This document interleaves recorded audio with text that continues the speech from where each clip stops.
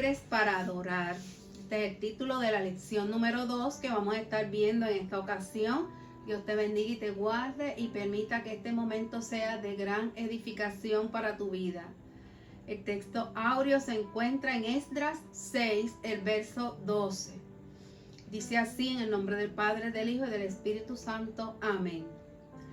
Que el Dios que hizo habitar allí su nombre destruya a todo rey y pueblo que intente cambiar o destruir esa casa de Dios, la cual está en Jerusalén. Vemos que la lectura bíblica que vamos a utilizar se encuentra en el libro de Esdras, en el capítulo 6, los versos del 1 al 12. Y viendo los objetivos, el primero es considerar la centralidad del culto en la vida del pueblo en el exilio como un espacio de adoración y vinculación con Dios. También tenemos el objetivo de identificar cómo el culto, como espacio y oportunidad para vincularse con Dios, era una aspiración fundamental en la esperanza de retorno a su tierra. El tercer objetivo nos dice reflexionar sobre el hecho de cómo queda desafiada la fe en Dios cuando los símbolos, los espacios y los acontecimientos que aportan significado y valor a nuestra vida espiritualidad han sido secuestrados por diversas circunstancias. Y el último objetivo dice evaluar la manera en que una fe inquebrantable y una resiliencia espiritual pueden lograr conquistas sobre las instituciones e instancias de autoridad. Tenemos dos palabras en el vocabulario. La primera es Acmeta. Era una ciudad persa ubicada en la provincia de Media. Dicha ciudad estaba ubicada a 450 kilómetros aproximadamente al nordeste de Babilonia. En el verano se constituía en una residencia de los reyes persas. También era conocida como Ecbatana, que era la forma griega de este nombre. Y la palabra codo.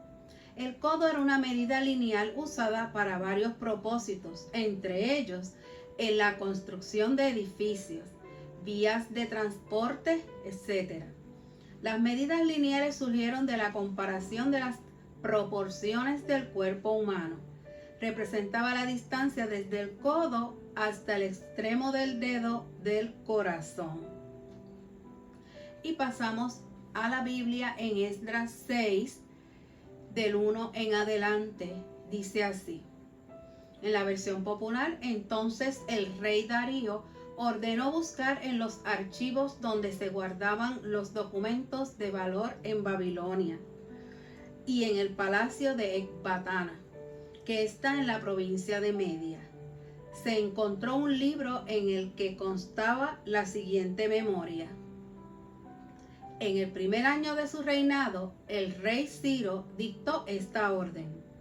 En relación con el templo de Dios en Jerusalén, que se pongan los cimientos y se construya el edificio para que se ofrezcan allí sacrificios. Ha de tener 27 metros de alto por 27 de ancho. Además, 3 hileras de grandes bloques de piedra y una de madera nueva. El tesoro real pagará los gastos. En cuanto a los utensilios de oro y plata del templo de Dios, los cuales Nabucodonosor sacó del templo de Jerusalén y trajo a Babilonia, que se devuelvan y sean llevados a Jerusalén, y que sean colocados en el templo de Dios, que es su sitio. Entonces el rey Darío dio la siguiente orden de Tatenai, gobernador de la provincia al oeste del río Éufrates, y a Setar Boznai y sus compañeros, los funcionarios de esa misma provincia: retírense de Jerusalén y dejen que el gobernador de los judíos y sus dirigentes se encarguen de reconstruir en su sitio el templo de Dios.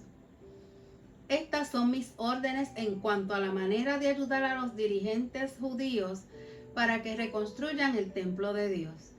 que con los impuestos que el Tesoro Real recibe de la provincia al oeste del río Éufrates, se paguen puntualmente los gastos para que no se interrumpan las obras, y que diariamente y sin falta se entregue a los sacerdotes de Jerusalén, según sus indicaciones, todo lo que necesiten, sean becerros, carneros o corderos para los holocaustos al Dios del cielo, o bien trigo, sal, vino o aceite, para que ofrezcan al Dios del cielo sacrificios agradables y rueguen también por la vida del rey y sus hijos.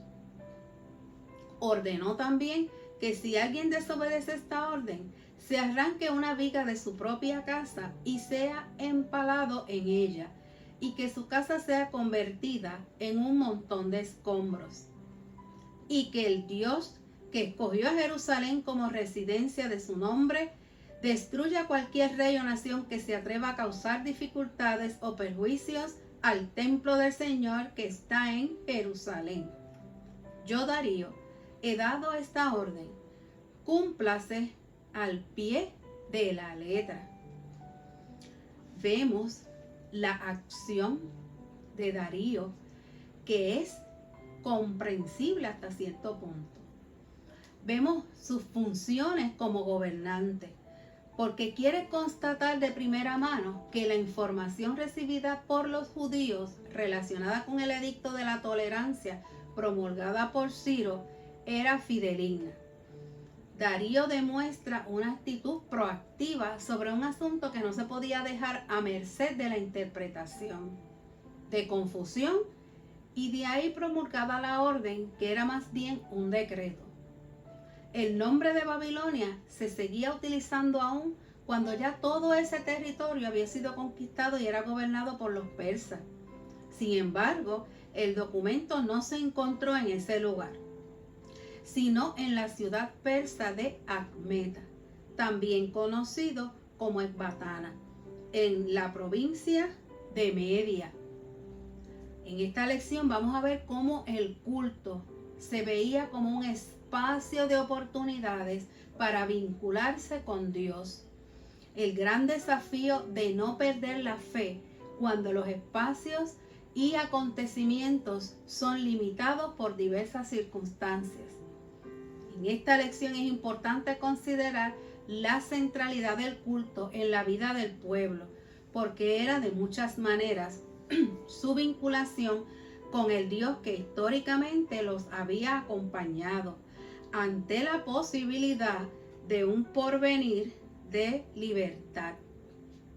El contenido del decreto que se registra en estos versículos que acabamos de leer es muy parecido al que en un momento alguno de los líderes judíos había mostrado en Tatnai, que se menciona en el texto como gobernador del otro lado del río, y eso está en el capítulo 5, versos 13 al 15.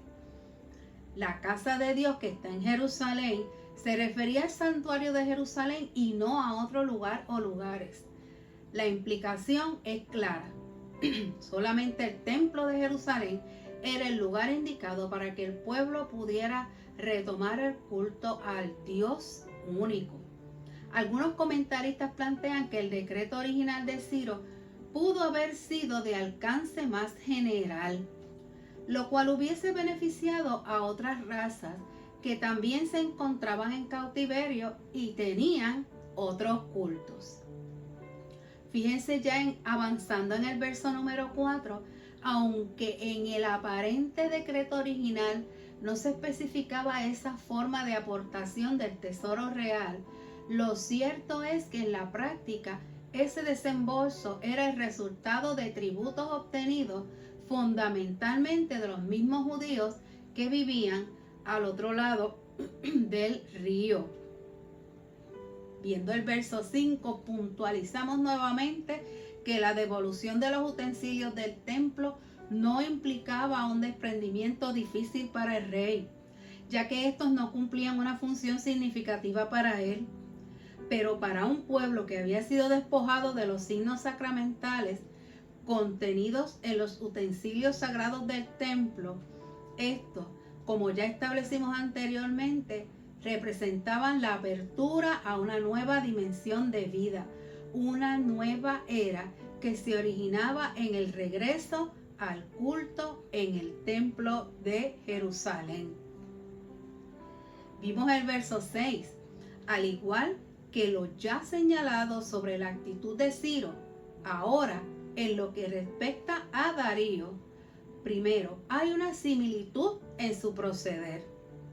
En el fondo de su determinación está calculado que contar con la simpatía y el beneplácito de los líderes judíos a él le convenía. No obstante, desde ese cálculo estratégico de Darío I, Dios lo transforma en un nuevo éxodo de su pueblo hacia una libertad colectiva, cuya señal más relevante sería la reedificación del templo, la vuelta al culto en su lugar más paradigmático y la renovación de una identidad nacional que había sido lastimada. Volvemos a hablar sobre la participación de Darío I, quien luego de corroborar de primera mano el contenido del decreto de tolerancia de Ciro, procede a declarar una serie de órdenes dirigidos a que se cumpla el decreto. Por este medio asegura la posibilidad de que el pueblo judío retome su libertad de culto y no puedan cancelarla interrupciones o estorbos de enemigos del pueblo. Mirando el verso 10 dice, y oren por la vida del rey y por sus hijos. Esta expresión de corte piadoso de parte del rey no se debe interpretar como uno proveniente de un nuevo converso a la fe de Israel. Era un elemento más dentro de la búsqueda de apoyo y simpatía con el liderato del pueblo judío. El pedido tiene un alcance más abarcador que solamente el ámbito personal y familiar, pues siendo el rey la figura bajo cuya soberanía está toda la vida del pueblo, su deseo se traduce en una búsqueda de la intervención de Dios a favor de todo el imperio persa. El lenguaje utilizado por el rey delata la influencia recibida de los líderes judíos que habían escalado posiciones de importancia en la administración gubernamental y la aparente participación de algunos de ellos en la redacción de unas órdenes en las cuales se filtra un elemento de piedad religiosa. Ya culminando en los versos 11 al 12, vemos que más allá de su aparente piedad religiosa, aquí se revela la verdadera naturaleza de un monarca de su época, intolerante frente a la desobediencia de su mandato e inclinado hacia sentencias de muerte.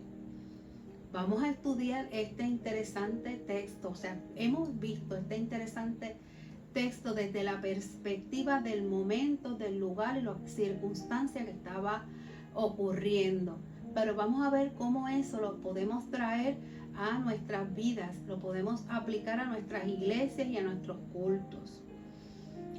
Cuando no podemos ir a los templos o realizar las actividades de la iglesia que acostumbramos, sabemos que cuando los símbolos, los espacios, los acontecimientos que le dan significado y valor a nuestra persona y el entorno han sido secuestrados por diversas entidades, han sido cerradas las iglesias por la pandemia, ha sido el hecho de que hay que hacer cita muchas veces para ver si en la iglesia el espacio cumplir con las órdenes del gobierno, y todo eso como que sentimos que nos ha secuestrado ese deseo de estar en la iglesia que tanto hemos discutido.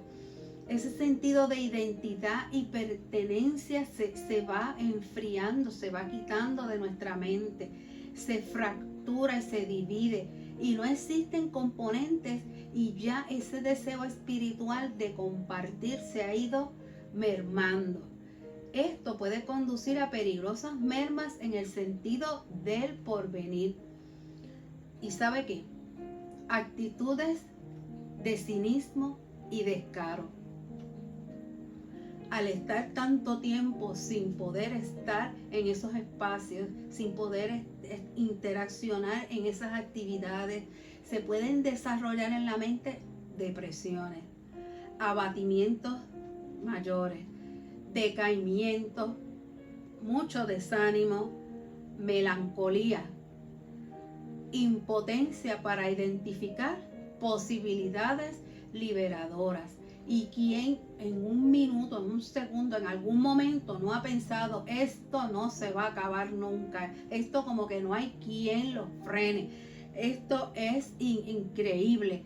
Y eso va como que enterrando a la persona, haciéndola sentir más pegada de su confort, de sus bienes y de su casa. En situaciones así es que hace falta gente como estos líderes. Se hace necesario aferrarse a Dios y de vigilia, que no se permita ni se pierda la esperanza y que no se detenga la formación de las nuevas generaciones emergentes.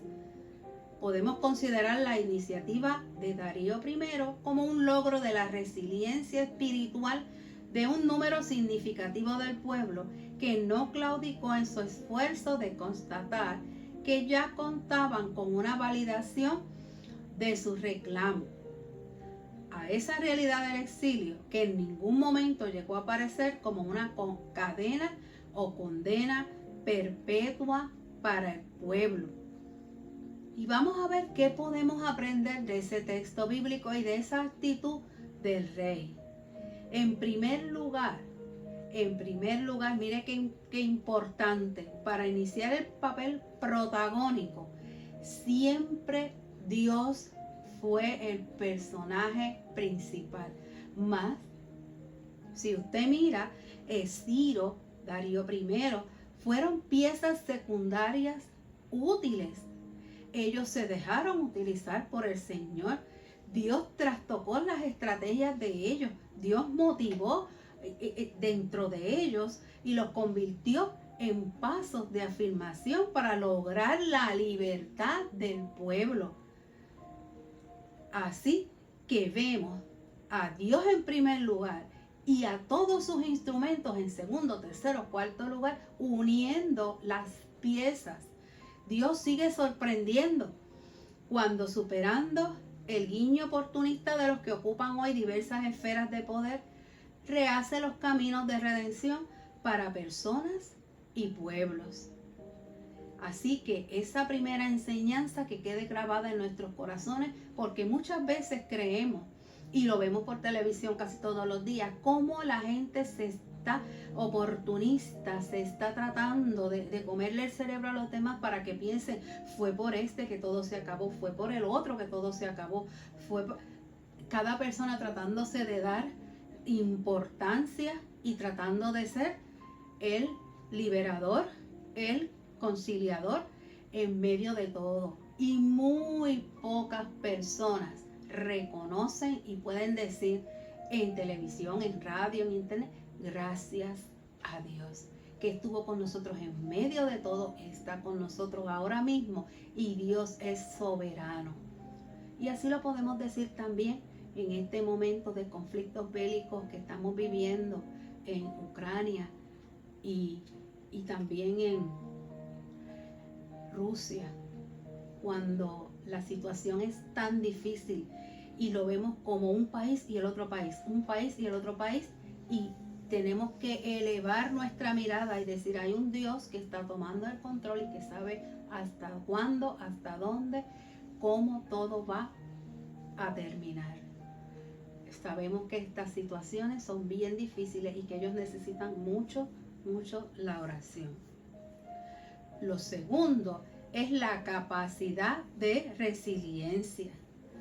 Líderes centrados creyendo que son ellos los protagonistas dicen, si no fuera por mí, ¿qué sería de esto? ¿Qué sería de aquel? ¿De este pueblo? ¿Qué pasaría? ¿Qué ustedes creen? ¿Verdad? Un tercer componente irónico y hasta contradictorio es la incapacidad de los que ocupan el poder para darse cuenta de que en cualquier iniciativa de reconstrucción de la vida de las personas y los pueblos, no son sus estrategias, por buenas que parezcan, las que ocupan el protagonismo histórico que solo le pertenece a Dios. Y la pregunta final: ¿cuáles son los valores espirituales que realmente nos hacen libres para adorar? Recuerde que hemos estado hablando de la libertad de culto, estamos hablando de la apertura, de la reconstrucción. ¿Qué valores espirituales podemos tratar? Pues no quiero terminar esta lección sin discutir una pincelada sobre esos valores espirituales. En general, esos valores espirituales se centran en aquellas cosas que contribuyen con el desarrollo espiritual de los seres humanos, pero no tienen ninguna relación con el plano material. Una característica fundamental de los valores espirituales es que se encuentran vinculados a las creencias religiosas y en este sentido hacen viable que haya una relación sana entre los seres humanos y Dios. Los valores le dan al hombre el conocimiento que necesita para crecer, desarrollarse y progresar de forma continua. Vamos a ver unos ejemplos. Básicamente, para Dios, solamente una cosa tiene valor y somos nosotros las personas. Ese es el valor. Y podemos decir que los valores que enfatizan en la importancia de las personas que Dios nos da, entre ellos está como número 1 el amor, la compasión y la justicia del corazón. Así que las personas son más importantes que el dinero, más importantes que el estatus, la sabiduría y el poder o cualquier otra cosa del mundo. Para Dios solo hay un gran valor: las personas. Es por eso que hablamos de amor, compasión y justicia. Estos valores enfatizan la importancia de las personas, la dignidad humana, hermano. Los ojos de Dios somos ante ellos iguales. Ante los ojos de Dios somos iguales. Y la solidaridad. Y dice la información que encontré sobre solidaridad bien interesante. Cualquier cosa que hagas al más pequeño de mis compañeros, me lo harás a mí. ¿Cómo podemos ir pareando los valores cristianos con los textos bíblicos? La misma Biblia es un curso de carácter cristiano, de valores. Otro ejemplo, la fe. Aunque se considera una facultad y no un valor, la fe.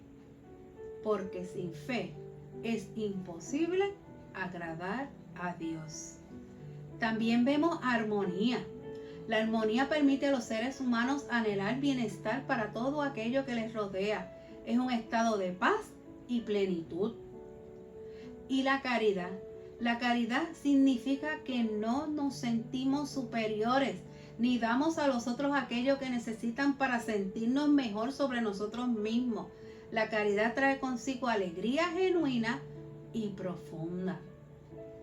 Y la esperanza, el tema de la Iglesia Evangélica Unida de este año. La esperanza es un motor que permite abrir y construir caminos que nos lleven a aquello que añoramos. La Biblia fomenta los más elevados valores. Algunos consejos bíblicos que debemos también trabajar sobre ellos están en Proverbios 6 y dice: trabaja duro, sé honrado, usa el dinero sabiamente y no seas perezoso. Qué órdenes tan bonitas, tan al clavo, cortitas y concisas nos da Proverbios 6, Proverbios 20:23 y Proverbios 31:16. Para el manejo adecuado de su comportamiento, para evitar dañar la libertad del otro. Los valores espirituales no solo nos dicen qué es lo correcto, su objetivo es el de unir a la humanidad. Y con este tema, esta pincelada sobre los valores cristianos, terminamos la lección, la discusión de la lección. En este momento vamos a compartir el resumen final. Y dice así el resumen. Históricamente, la religiosidad ha sido un componente básico en todas las culturas, desde las más remotas hasta las contemporáneas. Y el culto como contexto desde el cual se articula la adoración a una realidad espiritual superior. Funciona como un espacio y oportunidad para vincularse con lo que se considera sagrado. Sabemos que cuando los símbolos, los espacios y los acontecimientos que le dan significado y valor a nuestra existencia personal y colectiva han sido secuestrados por diversas entidades, personas o gobiernos, queda una fractura en sentido de identidad y de pertenencia. Esa fractura, si no existe un componente de resiliencia espiritual y moral, puede conducir a peligrosas mermas en el sentido del porvenir. Podemos considerar la iniciativa de Darío I como un logro de la resiliencia espiritual de un número significativo del pueblo que no claudicó en su esfuerzo de constatar que ya contaban con una validación de su reclamo a través de la iniciativa que Dios había impulsado en la persona del rey Ciro.